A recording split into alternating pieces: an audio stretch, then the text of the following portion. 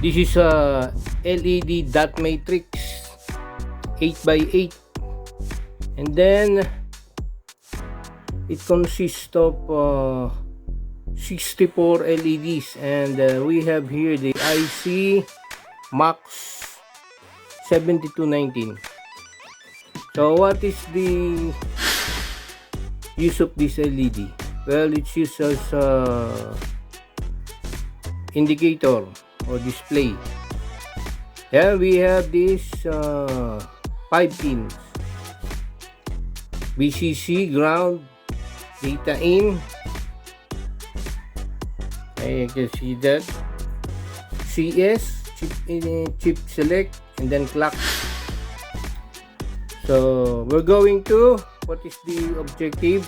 We're going to make up counter using LED dot matrix and Arduino Uno power rickets. So we're going to make an up counter using Arduino Uno, and we're going to control the counter with the use of a push button. So every time I press the button, it will toggle the monitor or this display to become an up counter. So first, let us upload the code for our up counter using LED dot matrix.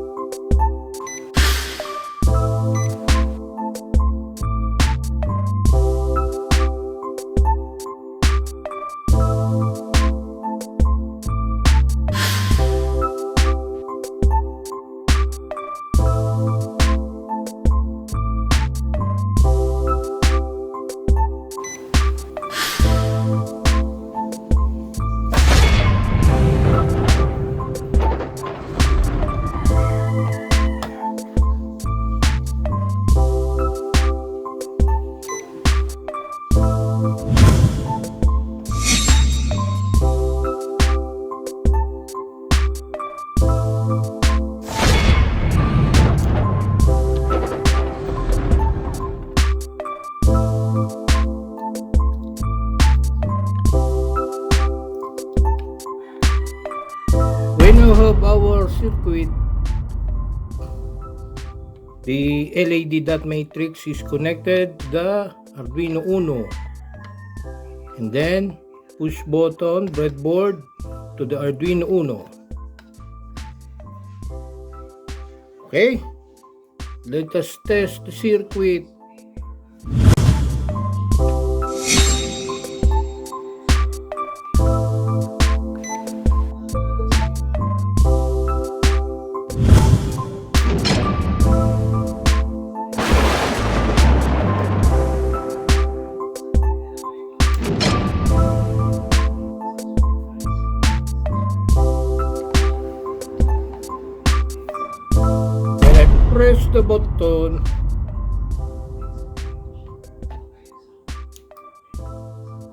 it will increment the display. Okay.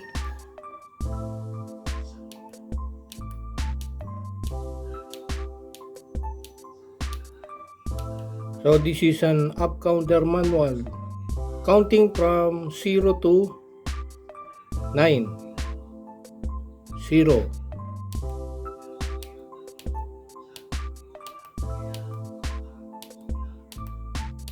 Up to 9.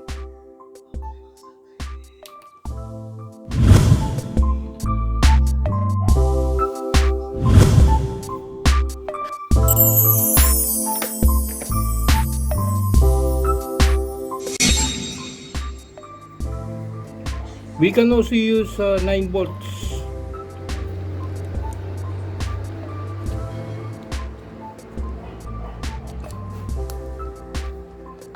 So instead of USB, we're going to use 9 volts.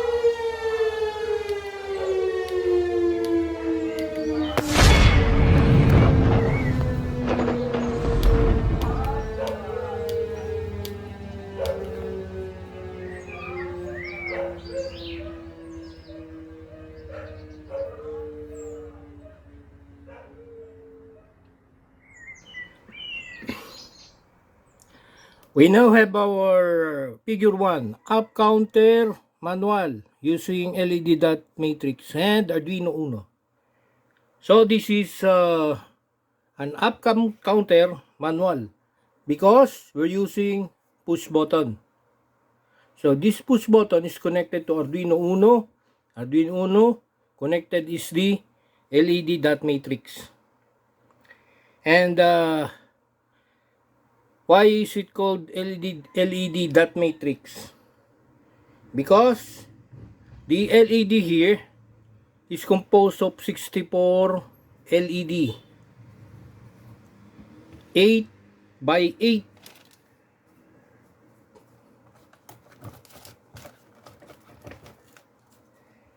Okay, 8 by 8. And the anode, all anodes are connected.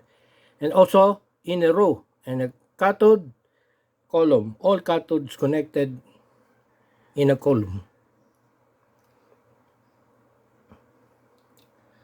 And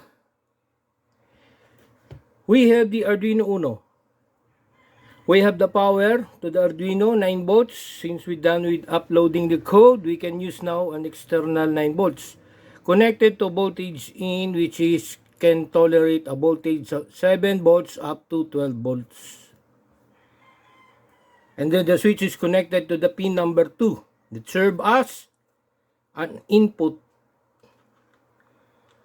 So why is it that we don't have any resistor here at the switch? Because the switch here is connected directly to the pin 2 of Arduino and then to the ground, which is our control. Because in the code we have we have an internal pull-up resistor that is included in the code. internal pull-up resistor, so that this push button, we can be able to use just a push button connected to pin number 2 and then to the ground. And then that's the communication. What's the communication protocol of between Arduino Uno and LED dot matrix? How did they communicate? How did they connect? Communication. It is SPI, Serial Peripheral Interface. So if this is SPI, there must be MOSI and MISO. Master input, slave out. MOSI and MISO. But we could not see any MOSI or MISO in the circuit or in the pin out of this LED dot matrix. Actually, the MOSI here is the data in. Master out, this is the master, then slave. The master is the Arduino Uno microcontroller, and the slave is the LED dot matrix. Master out, and then slave in. So slave in, the signal will going inside the DIN, data, or the data in. Okay? Which is from pin 12 to DIN of the LED dot matrix. And then for the clock, we have the clock. So this is synchronous. Since we're using SPI. Pin 11 of Arduino to clock of the LED dot matrix. And then pin number 10, chip select. That is the load. Connected to pin number 10 of Arduino Uno, and then chip select of the LED dot matrix. And then 5 volts of the Arduino Uno is the power of the LED dot matrix VCC. The ground of LED dot matrix is connected to the ground of Arduino Uno, ground to ground. Also the ground of the push button, which is, this is normally closed. That's why we call that push button, normally closed. So this is SPI protocol communication without MISO. Why? Because the communication here, mode of communication here is half duplex. Means one way. Why is it one way? Because we don't need to get data to send back to the Arduino Uno. We're just transmitting, and this one is receiving. So it is just an output here, input here. So that's why this data in, DIN, is equal to master out, slave in. There is no master in, there is no data going back to the Arduino Uno. Just one way, this way, from master to slave. From code, then translated into the up counter. So that's why we don't have that MISO. Just MOSI, which is equal to data in. So it is SPI protocol. And it is possible with the use of this IC. So on board this LED matrix, there is an IC called MAX 7219. So with the use of this MAX 7219, this is integrated display driver that uses the SPI protocol and not I2C. Not I2C, SPI. And operates in what logic? So speaking of logic, what is logic? The communication between the two. The sending and receiving, or TX, or receive, RX, sending, receive. This one is power line, so there's no sending, receive, just the power line here, ground, and then 5 volts VCC. These three is the logic data pins. They call it logic What is the logic or the voltage logic? What is the voltage logic of the data pin here? 5 volts. So it is safe to use microcontroller because the microcontroller pins, data pin is 5 volts directly connected to the LED dot matrix. And then pin number 11 also to the clock, 5 volts. 5 volts. So it's safe to use.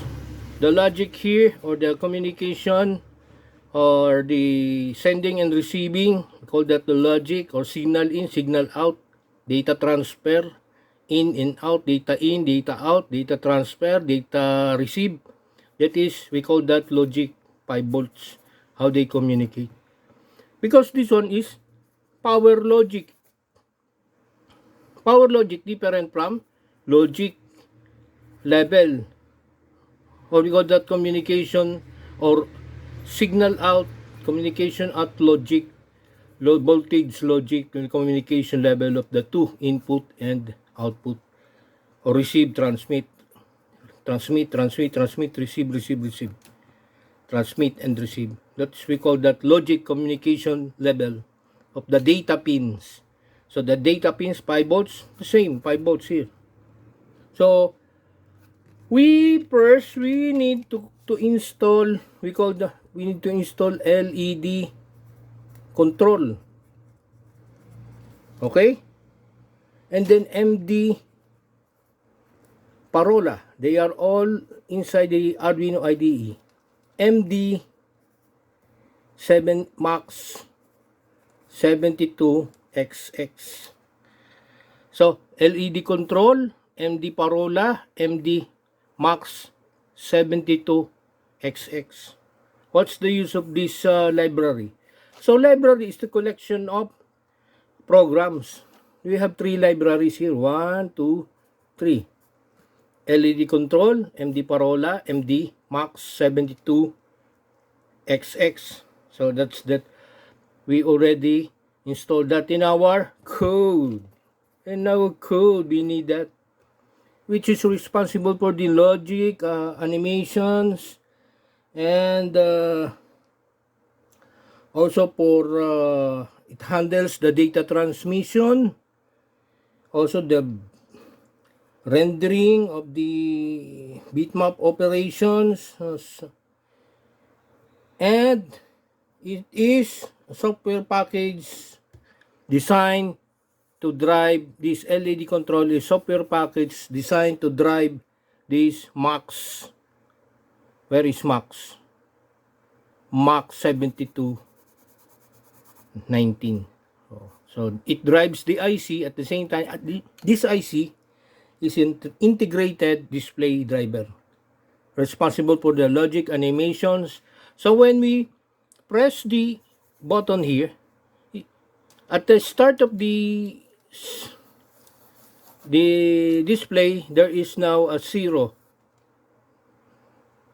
And then when we press it, pull it down to the ground, then it will start to count from 0 to 9 increments. And the transition is, we call that plain transition. There's no effects or any other animation, just plain direct transition. From 0 it becomes 1, then 2 up to 9. There's no upward scrolling or any animations. Just a plain direct transition from 0 to 9 and then back to 0. Once you press it, becomes 0. Press it again, then 1. It toggles, then 2, then 3, 4, 5, 6, 7, 8, 9. Then back to 0.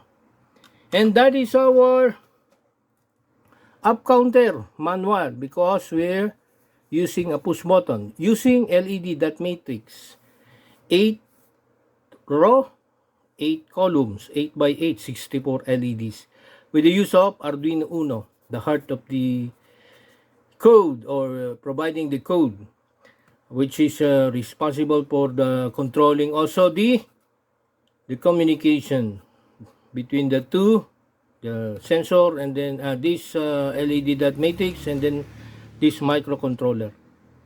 So that is our up counter manual, direct or plain transition from 0 counting from 0 to 9.